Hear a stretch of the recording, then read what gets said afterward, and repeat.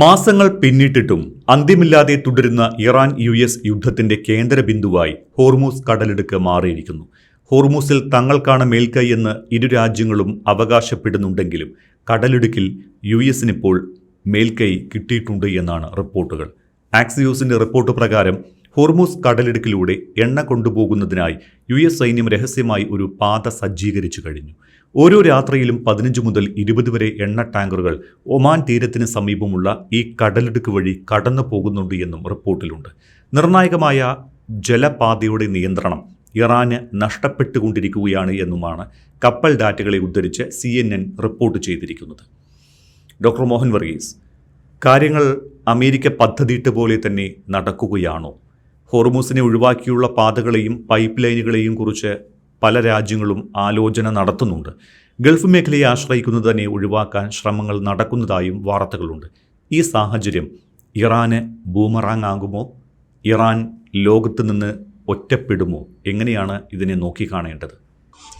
ആക്സിയോസിൻ്റെ report, CNN പറയുന്ന ഒരു കണക്ക്, ഇതെല്ലാം വെച്ചുകൊണ്ടാണ് പറയുന്നത് ഇറാന് ചെറിയ തോതിൽ ഹോർമൂസിന് മേലുള്ള നിയന്ത്രണം നഷ്ടപ്പെടുന്നു. അമേരിക്ക ഉദ്ദേശിക്കുന്നത് പോലെ ഹോർമൂസിൽ പടിപടിയായി ഹോർമൂസിൻ്റെ മേൽ അമേരിക്ക പിടിമുറുക്കുന്നു. ഇപ്പോൾ ട്രംപ് ക്ലെയിം ചെയ്യുന്നത് പോലെ ഹോർമൂസ് പൂർണ്ണമായി അമേരിക്കയ്ക്ക് ഏറ്റെടുക്കാൻ കഴിഞ്ഞിട്ടില്ല.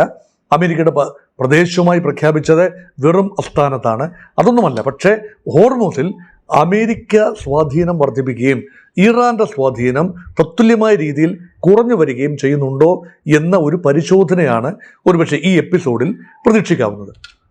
അതിനെങ്ങനെയാണ് നമ്മൾ വിശകലനം ചെയ്യുന്നത്?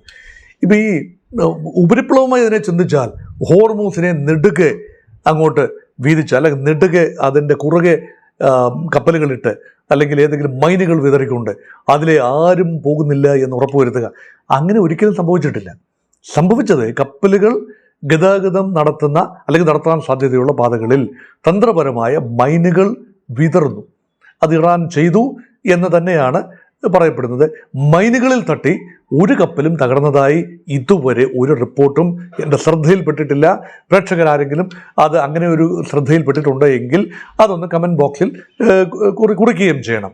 പക്ഷേ അപ്പോൾ ഇവിടെ മൈൻ ഭീതി ഉണ്ട് എന്നത് വാസ്തവമാണ്. പക്ഷേ ആ മൈൻ ഭീതി എവിടെ? ആ മൈനുകൾ ഇറാൻ സജസ്റ്റ് ചെയ്ത ഒരു കപ്പൽ പാതയ്ക്ക് പുറത്തുള്ള ചില മേഖലകൾ, അതിലേ പോകാനാണെങ്കിൽ മൈനുകളിൽ തട്ടണം. പക്ഷെ അങ്ങനെയെങ്കിൽ മൈനുകൾ തട്ടിയിട്ടില്ല. അതുകൊണ്ട് അവിടെ ഒരു സുരക്ഷാ ഭീഷണി കാര്യമായി ഉണ്ടാകുന്നില്ല. ഈ മൈൻവാരി കപ്പലുകൾ ജർമ്മനിയിൽ നിന്നുൾപ്പെടെ കൊണ്ടുവരുമെന്ന് പറഞ്ഞ മൈൻവാരി കപ്പലുകൾ അവിടെ വന്ന് വ്യാപകമായി മൈൻ നശീകരണം ചെയ്തതായും റിപ്പോർട്ടുകളില്ല. ഒരുപക്ഷെ അമേരിക്ക ഈ ഹോർമൂസിന് തൊട്ട് വെളിയിൽ ഒമാൻ ഉൾക്കടൽ ഭാഗത്തെ മൈനുകൾ ഒഴുകി എത്തിയിട്ടുണ്ട് എങ്കിൽ അതൊക്കെ അമേരിക്ക ഇടപെട്ട്, അമേരിക്കയുടെ ഈ നേവൽ പ്രസൻസ് ഉള്ളതുകൊണ്ട് ഒരുപക്ഷെ. പക്ഷെ ഹോർമൂസിനകത്തേക്ക് കയറി പേർഷ്യൻ ഗൾഫ് ഉൾക്കടലിൽ കയറി മൈൻ നീക്കം ചെയ്യാൻ കാര്യമായ ശ്രമം നടന്നതായി അറിയില്ല.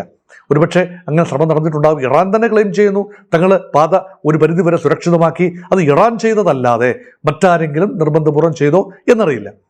അതുകൊണ്ടൊരു വലിയ ത്രെട്ട് അവിടെയുണ്ട് മൈനിൻ്റെ രൂപത്തിൽ. 2 ഇറാന് ഗൺബോട്ടുകളുണ്ട്. പെട്ടെന്ന് ഹിറ്റ് ആൻഡ് റൺ രീതിയിലുള്ള ചെറിയ ബോട്ടുകളാണ്. അത് വലിയ വിലയുള്ള ബോട്ടുകളല്ല. പക്ഷേ അത് സ്വാം അറ്റാക്ക് എന്ന രീതിയിൽ വൻതോതിൽ കൂട്ടമായി വന്ന്, ചെറിയ ബോട്ടുകൾ കൂട്ടമായി വന്ന് കപ്പലുകളെ ആക്രമിക്കാൻ ഉള്ള കേപ്പബിലിറ്റി ഇറാനുണ്ട്. അത് ഇതുവരെ അങ്ങനെ ഒരു സംഭവം ചെയ്തിട്ടില്ല. അപ്പോൾ ഈ 2 കാര്യങ്ങളും നടന്നിട്ടില്ല. പക്ഷേ അത് സാങ്കേതികമായി അസംഭവ്യമായ കാര്യം അല്ല.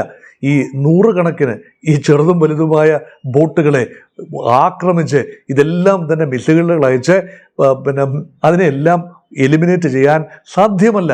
അത്ര എണ്ണം കൂടുതൽ ഇറാൻ്റെ കടൽ തീരമല്ലേ അത്? 2500 കിലോമീറ്റർ നെടുക കിടക്കുന്ന ഈ കടൽ തീരത്ത് എത്രയോ ബോട്ട്, നമ്മളൊന്ന് ചിന്തിച്ചു നോക്കൂ. കേരളത്തിൻ്റെ കരയിൽ കയറ്റി വെച്ചിരിക്കുന്ന ബോട്ടുകൾ, വഞ്ചികൾ, ആ എണ്ണം നോക്കൂ. അതിൽ പലതും ഇപ്പോൾ ഇറാൻ ഈ ആ മേഖല സ്വന്തമായ സ്വാധീന മേഖലയാകണമെങ്കിൽ ഒരു നാവിക സാന്നിധ്യം വേണം. ഇറാൻ്റെ വൻകിട കപ്പലുകൾക്ക് കാര്യമായി ഒന്നും ചെയ്യാനാവില്ല. കാരണം അത് മുക്കും, അത് മിസൈലുകളേറ്റ് ആ കപ്പലുകൾ പോകും. ഒരുപാട് കപ്പലുകൾ നഷ്ടപ്പെട്ടു പോയിട്ടുണ്ട്. പിന്നെ ഇറാൻ അന്തർവാഹിനികളുണ്ട്.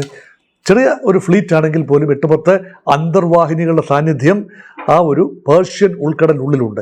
അതെവിടെയാണ് തന്ത്രപരമായി പൊസിഷൻ ചെയ്തിരിക്കുന്നത് എന്ന് ഇതുവരെ അമേരിക്കയ്ക്ക് സ്പോട്ട് ചെയ്യാനോ ഒരു അന്തർവാഹിനിയെയും ടോർപീഡോ ചെയ്തതായി അല്ലെങ്കിൽ എലിമിനേറ്റ് ചെയ്തതായി ഇപ്പോൾ വിവരമില്ല. അപ്പോൾ ഇതൊക്കെ അറിയപ്പെടാത്ത അസറ്റ്സ് ആണ്. ഞാൻ പറയുന്നത് ഇറാൻ്റെ കേപ്പബിലിറ്റി എക്സ്പോസ് ചെയ്യപ്പെട്ടിട്ടില്ലാത്ത, അറിയപ്പെട്ടിട്ടില്ലാത്ത, ഉപയോഗിക്കപ്പെട്ടിട്ടില്ലാത്ത കേപ്പബിലിറ്റിയാണ്. ഓൺ പേപ്പർ ഇതെല്ലാം ഉണ്ട്, പക്ഷേ ടെസ്റ്റ് ചെയ്യപ്പെട്ട മറ്റു ചില കാര്യങ്ങളും കൂടെ ഉണ്ട്. അതെന്താണ്? സാഗ്രോസ് മലനിരകളുടെ തെക്കൻ ഭാഗം, അത് ഇറാന് അഭിമുഖമായി, പേർഷ്യൻ ഗൾഫിന് അഭിമുഖമായി, ഹോർമോസിന് അഭിമുഖമായി ഒരു ടെറൈനുണ്ട്. ആ ടെറൈൻ സ്വല്പം ഉയർന്ന തലമാണ്. ആ ഉയർന്ന തലത്തിൽ ചരിഞ്ഞ നിലത്ത് ഒരുപാട് ഹൈഡ് ഔട്ട്സ് ഉണ്ട്. അവിടെയൊക്കെ പീരങ്കികൾ സ്ഥാപിക്കാൻ, ഹൊവിറ്റ്സേഴ്സ് സ്ഥാപിക്കാൻ, മിസൈൽ ലോഞ്ച് പാഡുകൾ ഒളിപ്പിച്ചു വയ്ക്കാൻ, അല്ലെങ്കിൽ ഡ്രോണുകൾ ഒളിപ്പിച്ചു വയ്ക്കാൻ സങ്കേതങ്ങളുണ്ട്. അവിടെ നിന്നുകൊണ്ട് അതിലേ പോകുന്ന കപ്പലുകളെ ടാർഗറ്റ് ചെയ്യാൻ എളുപ്പമാണ്. അത് പൂർണ്ണമായി സാധിക്കണമെന്നില്ല, എല്ലാ കപ്പലുകളെയും ടാർഗറ്റ് ചെയ്യേണ്ടതില്ല, ചെയ്യത്തുമില്ല. ഒരു സാമ്പിൾ എന്ന നിലയിൽ 10-20 കപ്പലുകൾ പോകുമ്പോൾ ഏതെങ്കിലും ഒരു കപ്പലിനെ ടാർഗറ്റ് ചെയ്യാൻ ഇറാന് ഇപ്പോഴും കഴിയും. ഇപ്പോഴും അത് കഴിയുന്നത് കൊണ്ട് അതൊരു ഹൈപ്പോത്തറ്റിക്കൽ കാര്യമല്ല. അതാണ് നിരന്തരം ഇറാൻ ഓർമ്മിപ്പിച്ചുകൊണ്ടിരിക്കുന്നത്. നിങ്ങൾ മറ്റൊരു പാതയെക്കുറിച്ച് പറയുന്നുണ്ടല്ലോ എന്നാണ് ഇറാൻ പറയുന്നത്. 20% മാത്രമാണ് കപ്പലുകൾ മാത്രമാണ് ഇറാൻ നിർദ്ദേശിക്കുന്ന പാതയിലൂടെ കടന്നു പോകുന്നത്. അല്ലാത്ത കപ്പലുകൾ 80% കപ്പലുകളും കടന്നു പോകുന്നത് ഒരു ദിവസം 15 മുതൽ 20 വരെ ടാങ്കറുകൾ കടന്നു പോകുന്നത് തെക്കൻ പാതയിലൂടെയാണ് എന്നാണ് അമേരിക്ക പുറത്തുവിട്ട കണക്കുകൾ. അത് വാദത്തിന് വേണ്ടി അംഗീകരിച്ചു കൊടുത്താൽ ഈ ടാങ്കറുകൾ എത്രത്തോളം സുരക്ഷിതമായിരിക്കും? They are all within Iranian hitting range. അതെല്ലാം കൂടി ആക്രമിക്കുക എന്നത് ഒരുപക്ഷെ ഇറാന്റെ നയമായിരിക്കില്ല. പക്ഷെ അത് സുഗമമെന്ന് പറയണമെങ്കിൽ ആക്രമണ ഭീഷണി ഒഴിവായി നിൽക്കണം. സമാധാനം ഉണ്ടായെങ്കിൽ മാത്രമേ. ഇപ്പോൾ ഒരുപക്ഷെ റിസ്ക് എടുത്തുകൊണ്ട് അമേരിക്ക ഒരുക്കുന്ന സുരക്ഷാ കവചത്തിൽ അഭിരമിച്ച് അത് മുന്നോട്ട് പോകുന്നുണ്ടാവാം. അത് നന്ന്. കാരണം ലോക വിപണിയിൽ കുറേയൊക്കെ എണ്ണ എത്തണമെങ്കിൽ കുറേ കപ്പലുകൾ, പൂർണ്ണമായി ഹോർമോസ് അടഞ്ഞു കിടന്നാൽ പറ്റില്ലല്ലോ, കുറേ കപ്പലുകൾ പുറത്തേക്ക് പോകണം. അങ്ങനെ സുഗമമായി പോകുന്നു എന്ന് പറയാൻ ഇപ്പോഴും ആവില്ല. പക്ഷെ ഒരു സൂചന ഈ ചോദ്യത്തിൽ അന്തർലീനമായിരിക്കുന്ന ഒരു സജഷൻ ഇതാണ്: ഇറാന്റെ ഗ്രിപ്പ് അയയുന്നുണ്ടോ? അമേരിക്കയുടെ സ്വാധീനം അവിടെ കൂടുന്നുണ്ടോ? അതാണ് ചോദ്യമെങ്കിൽ എണ്ണത്തിൻ്റെ കാര്യത്തിൽ ഇപ്പോൾ ചെറിയ അനക്കം വെച്ചിട്ടുണ്ട്. കൂടുതൽ കപ്പലുകൾ അവിടെ ഈ കഴിഞ്ഞ ഒരാഴ്ചയ്ക്കുള്ളിൽ കടന്നു പോയിട്ടുണ്ട് എന്നത് വസ്തുതാപരമാണ്. കാരണം ഇതൊക്കെ ട്രാക്ക് ചെയ്യാൻ, കപ്പലോട്ടം ട്രാക്ക് ചെയ്യാൻ ഇൻ്റർനാഷണൽ ട്രാക്കിംഗ് ഡിവൈസസ് ഉണ്ട്.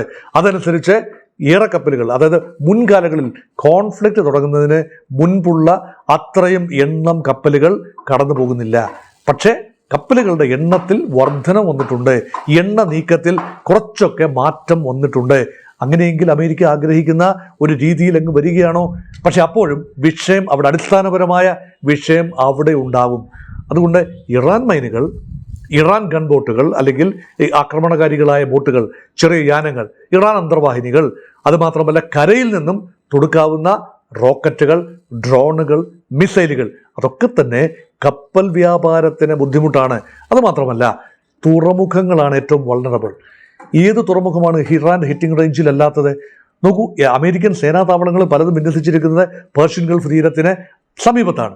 ഇനി അത് മാറ്റി നിർത്തി തുറമുഖങ്ങളുടെ, ഗൾഫ് രാജ്യങ്ങളുടെ എല്ലാം, UAE-യുടെ എല്ലാ തുറമുഖങ്ങളും ഇറാൻ്റെ ഹിറ്റിംഗ് റേഞ്ചിലാണ്. സൗദിയുടെ വടക്കൻ തുറമുഖങ്ങളെല്ലാം ഡയറക്റ്റ് ഹിറ്റിംഗ് ഷോർട്ട് റേഞ്ച് മിസൈലുകൾ മതിയാകും, അല്ലെങ്കിൽ ഇൻ്റർമീഡിയറ്റ് റേഞ്ച് മിസൈലുകൾ മതിയാകും. അതിൻ്റെ ഹിറ്റിംഗ് റേഞ്ചിലാണ് അല്ലേ? അപ്പം അത് മാത്രമല്ല ബഹ്റൈൻ്റെയും ഖത്തറിൻ്റെയും ഏത് താവളമാണ്, ഏത് ഈ പോർട്ടാണ് ഹിറ്റിംഗ് റേഞ്ചിലല്ലാത്തത്? അപ്പോൾ എണ്ണ നിറയ്ക്കുന്ന സ്ഥലത്ത് ആക്രമണമുണ്ടാകാം, എണ്ണ സംഭരണശാലകളിൽ ആക്രമണമുണ്ടാകാം. അതുകൊണ്ട് കപ്പലുകളെ മാത്രമല്ല അടിസ്ഥാന സൗകര്യങ്ങളെയും ടാർഗറ്റ് ചെയ്താൽ വർഷങ്ങൾ കഴിഞ്ഞാലും ഈ അടിസ്ഥാന സൗകര്യങ്ങൾ പുനഃസ്ഥാപിക്കാനാവില്ല എന്ന ഓപ്പൺ അഡ്മിഷൻ കഴിഞ്ഞ 3 മാസം മുമ്പ് തന്നെ ഖത്തർ നടത്തിയതാണ്. തങ്ങൾക്ക് പൂർവ്വസ്ഥിതിയിൽ എണ്ണ ഉത്പാദനം, പ്രകൃതിവാതക ഉത്പാദനം, സൗത്ത് പാസ് ഉൾപ്പെടെയുള്ള സ്ഥലങ്ങളിൽ നിന്നുള്ള വാതക ഉത്പാദനം ഉണ്ടാകണമെങ്കിൽ മിനിമം 5 വർഷം. ഈ 5 വർഷം എന്നത് ഇപ്പോൾ ഒരു 10 വർഷമായിട്ട് മാറിയിട്ടുണ്ടാവാം. അപ്പോൾ പൂർവ്വസ്ഥിതി ഇപ്പോൾ എണ്ണയുണ്ടോ എന്ന് ചോദിച്ചാൽ ഉണ്ട്, ഉത്പാദനമുണ്ട്, വിതരണമുണ്ട്, കുറേയൊക്കെ നീക്കമുണ്ട്. പക്ഷേ പൂർവ്വസ്ഥിതിയിലാകണമെങ്കിൽ വർഷങ്ങളെടുക്കാം. അതിനുണ്ടാകുന്ന കോസ്റ്റ് എന്താണ് അത് അറിയില്ല. അപ്പോൾ ഇതൊക്കെ ഉണ്ടാകുന്ന ഭാവിയിൽ ഉണ്ടാകാൻ സാധ്യതയുള്ള തൊഴിൽ നഷ്ടങ്ങൾ, ഭാവിയിൽ ഉണ്ടാകാൻ സാധ്യതയുള്ള ഉത്പാദനവുമായി ബന്ധപ്പെട്ട കാര്യങ്ങൾ, അവിടെയാണ് ഗൾഫ് രാജ്യങ്ങൾ മാറി ചിന്തിക്കുന്നു. ഞാൻ കഴിഞ്ഞ ഒരു എപ്പിസോഡിൽ സൂചിപ്പിച്ചതായി ഓർക്കുന്നു, സൗദി അറേബ്യയും UAEയും ഒക്കെ ജപ്പാനിലും സൗത്ത് കൊറിയയിലുമൊക്കെ വലിയ രീതിയിലുള്ള എണ്ണ സംഭരണ കേന്ദ്രങ്ങൾ തുടങ്ങാൻ പ്ലാൻ ഇടുന്നു. സൗദിക്ക് ഓൾറെഡി ഉണ്ട്, ജപ്പാനിൽ താവളമുണ്ട്, എണ്ണ സംഭരണ കേന്ദ്രമുണ്ട്.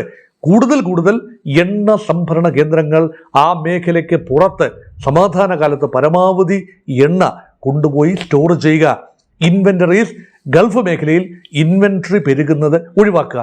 കാരണം പെർമനൻ്റായി പല ഗൾഫ് രാജ്യങ്ങളും ഇപ്പോൾ ചിന്തിക്കുന്നത് ബാബിൽ മന്ദേബ് മേഖലയും ഹോർമൂസ് മേഖലയും പെരിനിയൽ പ്രോബ്ലമായി, പെർമനന്റ് പ്രോബ്ലമായി നിൽക്കാനുള്ള സാധ്യതയാണ്.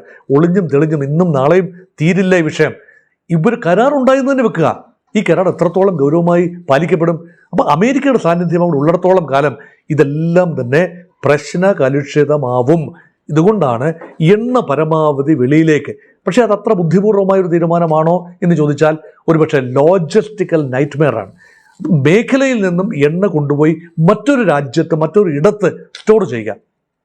അന്താരാഷ്ട്ര ബന്ധങ്ങളൊക്കെ ഈ രീതിയിൽ നിൽക്കുമ്പോഴൊക്കെയാണ് മാറി വരുന്ന ലോകക്രമത്തിൽ ഇറാൻ ഫണ്ട്സ് പലയിടത്തും പാർക്ക് ചെയ്തല്ലോ. ഇറാന് നിക്ഷേപം ഉണ്ടായിരുന്നു പലയിടത്തും. ഇറാൻ ഈ രാജ്യങ്ങൾ അമേരിക്കയുമായി തെറ്റിയപ്പോൾ ആ നിക്ഷേപമൊക്കെ മരവിപ്പിക്കപ്പെട്ടത് കണ്ടല്ലോ. ഗൾഫ് രാജ്യങ്ങൾ ഒരു കാര്യം ജാഗ്രതാപൂർവമായി നോക്കേണ്ടതുണ്ട്. എണ്ണ സാരമില്ല, അത്രയ്ക്കുള്ള വിലയേ ഉള്ളൂ, അല്ലെങ്കിൽ ഏതാനും കോടി ബാരലുകൾ, അത് സാരമില്ല, പിന്നെ ഉൽപ്പാദിപ്പിച്ചെടുക്കാം. പക്ഷേ ആസ്തികൾ, ഗൾഫ് രാജ്യങ്ങളുടെ രാജകുടുംബത്തിൻ്റെ ഉൾപ്പെടെ ഉള്ള ഡിസിഷൻ മേക്കേഴ്സിൻ്റെ ആസ്തികളുടെ നല്ലൊരു പങ്ക് വിദേശ രാജ്യങ്ങളിലാണ്, പ്രത്യേകിച്ച് അമേരിക്കയിലും യൂറോപ്യൻ രാജ്യങ്ങളിലുമാണ്. ഈ രാജ്യങ്ങളുടെ ചൊൽപ്പടിയിൽ ഭരണകൂടങ്ങൾ നിന്നേ പറ്റൂ. ഇറാന് സംഭവിച്ചത്, ഇപ്പം ഇറാൻ്റെയും മുൻകാലത്തെ ഭരണാധികാരികൾ, അല്ലെങ്കിൽ അവിടുത്തെ പൗരന്മാർ, അല്ലെങ്കിൽ അവിടുത്തെ ഗവൺമെൻറ്റിൻ്റെ ആസ്തികൾ, അതൊക്കെ പലതും വെളിയിലായിരുന്നു. നല്ല കാലമാണെന്ന് ഓർക്കണം. നല്ല കാലത്ത് വെളിയിൽ നിക്ഷേപിച്ചത് ബുദ്ധിമുട്ടുള്ള കാലത്ത് റിലീസ് ചെയ്ത് കിട്ടില്ല എന്നത് ഇറാനിൽ നിന്നും ഒരു പാഠം പഠിക്കേണ്ടതുണ്ട്. ഇറാൻ്റെ അനുഭവത്തിൽ നിന്നും ഗൾഫ് രാജ്യങ്ങൾ പാഠം പഠിക്കേണ്ടതല്ലേ? അതുകൊണ്ട് ഇപ്പോൾ പറയുന്ന പരിഹാര മാർഗങ്ങൾ എല്ലാം തന്നെ വളരെ ഷോർട്ട് ലിവ്ഡ് ആയിരിക്കാനാണ് സാധ്യത. അതുകൊണ്ട് തന്നെയാണ് ഹോർമോസ് സുഗമമാകണം, ഇറാനുമായി സന്ധി ചെയ്ത് ധാരണയിൽ പോകണം. ഏകപക്ഷീയമായ കരാറൊന്നുമല്ല. ഗൾഫ് രാജ്യങ്ങൾ, ഒരിക്കൽ കൂടി ഞാൻ ആവർത്തിക്കുന്നു, ഗൾഫ് രാജ്യങ്ങൾ മാറി ചിന്തിച്ചേ മതിയാവൂ. ഇറാനുമായി ധാരണയിൽ പോകണം. അമേരിക്കയോടുള്ള ഓവർ ഡിപ്പെൻഡൻസി അവസാനിപ്പിക്കണം. അതേക്കുറിച്ച് ഗൗരവമായി ചിന്തിക്കുന്നു. ഗൾഫ് രാജ്യങ്ങൾ ഗൗരവമായി ചിന്തിക്കുന്നു എന്ന് തന്നെയാണ് ഗൾഫിൽ നിന്നുള്ള റിപ്പോർട്ടുകൾ സൂചിപ്പിക്കുന്നത്. വളരെ ഗൗരവമായി ചിന്തിച്ച് ചെറിയ രീതിയിൽ എക്സ്പോഷർ കുറയ്ക്കുക. 40,000 മുതൽ 50,000 വരെയുള്ള US ട്രോപ്സിൻ്റെ എണ്ണം കുറയ്ക്കുന്നതിനെക്കുറിച്ച് അമേരിക്കയ്ക്കുള്ളിലും ചിന്തകളുണ്ട്. ഇപ്പോൾ ഈ സാഹചര്യം അമേരിക്കയും കണ്ണു തുറപ്പിക്കുന്നു. ഇപ്പോൾ മെക്കനൈസ്ഡ് വാർഫെയർ ആണെങ്കിൽ ഈ പേഴ്സണലിൻ്റെ എണ്ണം കുറച്ചു കൊണ്ടുവരാൻ കഴിയും. പക്ഷേ ആകെയുള്ള ഇൻവെസ്റ്റ്മെൻറ്റുകളും സൈനിക സന്നാഹവും അതുപോലെ നിൽക്കുകയും ഭടന്മാരുടെ എണ്ണം, ഹ്യൂമൻ കാഷ്വാലിറ്റി കുറച്ചുകൊണ്ടുവരാൻ ഭടന്മാരുടെ എണ്ണം, ട്രൂപ്സിൻ്റെ എണ്ണം കുറയ്ക്കുകയും ചെയ്യുക എന്ന തന്ത്രത്തിലേക്ക് അമേരിക്ക നീങ്ങുന്നു. അതൊക്കെ ഒരു ചേഞ്ചാണ്. ഇപ്പം ഇത് പെട്ടെന്ന് ഒരു നിമിഷം ആ സാഹചര്യം മുഴുവൻ മാറില്ല. വളരെ പതിയെ മാറിയ ചിന്തകൾ ഗൾഫിലുണ്ട്, ഗൾഫ് രാജ്യങ്ങളിലുണ്ട്. അത് പെട്ടെന്ന് എക്സിക്യൂട്ട് ചെയ്യാൻ പറ്റില്ല. മാറിയ ചിന്ത അമേരിക്കയ്ക്കുള്ളിലുണ്ട്. ട്രംപ് എന്ത് പറയുന്നു എന്നത് മാത്രം വെച്ചിട്ടല്ല ഈ വിശകലനങ്ങളൊക്കെ നടത്തുന്നത്, മറിച്ച് ട്രെൻഡുകൾ. ഇപ്പം നമുക്കാകെ ഇതുപോലുള്ള പങ്ക്തികളിൽ നമുക്ക് ചെയ്യാനാവുന്നത് എന്താ? വാർത്തകളായി പറയണത്, സത്യസന്ധമായി പറയണം. എത്ര എണ്ണം, എത്ര പേര് മരിച്ചു, അല്ലെങ്കിൽ എത്ര കപ്പലുകൾ മുങ്ങി, എത്ര നാശനഷ്ടമുണ്ട്, അത് ഒബ്ജക്റ്റീവാണ്. പക്ഷേ അത് എന്തുകൊണ്ടുണ്ടായി, എങ്ങനെയാണ് അതിൻ്റെ പരിണാമഗുപ്തി എങ്ങനെയാണ്, അതിൻ്റെ പ്രൊജക്ഷൻസ് എങ്ങനെയാണ്, എങ്ങനെയാണ് അതിൻ്റെ കാണാപ്പുറത്തേക്ക് എങ്ങനെയാണ് പോകുന്നത്, ആ രീതിയിൽ ആംഗിൾ സെറ്റ് ചെയ്യുക എന്നതാണ് ഈ പങ്ക്തി കൊണ്ട് ഉദ്ദേശിക്കുന്നത്. അത് ചെയ്യാൻ സാധിക്കുന്നുണ്ട് എന്ന് തന്നെയാണ് കരുതുന്നത്. അതുകൊണ്ടാണ് നാളുകളിൽ എന്താണ് സംഭവിക്കുന്നതെന്ന് ഒരിക്കൽ പോലും ഞാൻ പറഞ്ഞിട്ടില്ല എന്ന് ഒരിക്കൽ കൂടി ഞാൻ ഓർമ്മിപ്പിക്കുന്നു പ്രേക്ഷകരെ. പക്ഷേ ഇന്ന് സംഭവിക്കുന്നതിൻ്റെ സൂചനകൾ എന്താണ്, ട്രെൻഡുകൾ എന്താണ്, മാറിയ ചിന്തകൾ എന്താണ്, അതെങ്ങനെയാണ് പുതിയതായി എക്സിക്യൂട്ട് ചെയ്യുന്നത്, പുതിയതായി വരുന്ന പാരഡൈംസ് എന്താണ്, അതൊക്കെ പ്രേക്ഷകരുമായി പങ്കുവയ്ക്കുന്നു. കാരണം നമ്മുടെ എല്ലാം മനസ്സവിടെയുണ്ട്, ആ പ്രദേശത്തുണ്ട്. മറ്റൊരിടത്തുമല്ല, ഗൾഫിൽ തന്നെയാണ്. എന്നെ കേൾക്കുന്ന പ്രേക്ഷകരിൽ ആർക്കെങ്കിലും പറയാനാവുമോ തങ്ങളുടെ ഒരു ബന്ധു, തങ്ങളുടെ ഒരു സുഹൃത്ത്, തങ്ങളുടെ ഒരു കുടുംബാംഗം ഗൾഫ് മേഖലയിൽ ഒരിടത്തുമില്ല എന്ന്, ഒരു ഗൾഫ് കണക്ഷനും ഇല്ല എന്ന് പറയാൻ ഒരു മലയാളിക്കും ആവില്ല. ഒന്നുകിൽ ഒരു അയൽക്കാരനെങ്കിലും ഗൾഫ് മേഖലയിലുണ്ട്. വളരെ വേണ്ടപ്പെട്ട ഒരുപാട് പേരുണ്ട്. അവരുടെ ജീവിതങ്ങൾ വളരെ പ്രധാനമാണ്. അതുകൊണ്ട് ഈ പക്ഷം ചേർന്ന് നമ്മൾ ഒരു ഗെയിമായിട്ട് ഇതിനെ കാണാതെ ഇരിക്കാൻ ഉള്ള വിവേകം നമ്മൾ കാട്ടും എന്ന പ്രതീക്ഷയാണ്. അതുമാത്രമല്ല, ഇത് ഈ സംഘർഷം എങ്ങനെയെങ്കിലും ലഘൂകരിക്കാനുള്ള ഒരു സൽബുദ്ധി തോന്നട്ടെ, അതിനുള്ള ഏറ്റവും ഉചിതമായ മാർഗം എന്ന് എനിക്ക് തോന്നിയത് ഞാൻ പ്രേക്ഷകരുമായി പങ്കുവച്ചു. അത് അഭിപ്രായം മാത്രമായിട്ട് എടുക്കുക. അത് ഇറാനും ഗൾഫ് രാജ്യങ്ങളും ഇസ്രയേലും എല്ലാം ചേർന്ന്, മേഖലയിലെ രാജ്യങ്ങൾ എല്ലാം ചേർന്ന് പരസ്പരം യുദ്ധമില്ലാ കരാറിലേക്കും ഉടമ്പടികളിലേക്കും നീങ്ങുക. അവിടെ ബാഹ്യശക്തികൾ റഷ്യക്കോ ചൈനക്കോ അമേരിക്കയ്ക്കോ അവിടെ ഒരു കാര്യവുമില്ല. ബാഹ്യശക്തികൾ ഇടപെടുന്നിടത്തോളം കാലം, അവരുടെ സാന്നിധ്യമുള്ളിടത്തോളം കാലം ഒരു രീതിയിലും സമാധാനം ശാശ്വതമായിരിക്കില്ല എന്നുകൂടി ഓർമ്മിപ്പിച്ചുകൊണ്ട് ഓണക്കാലം എല്ലാവരും സമൃദ്ധമായ സന്തോഷമായ ഓണം ആഘോഷിക്കാൻ തമ്പുരാൻ ഇടവരുത്തട്ടെ എന്നുകൂടി ആശംസിച്ചുകൊണ്ട് അവസാനിപ്പിക്കട്ടെ.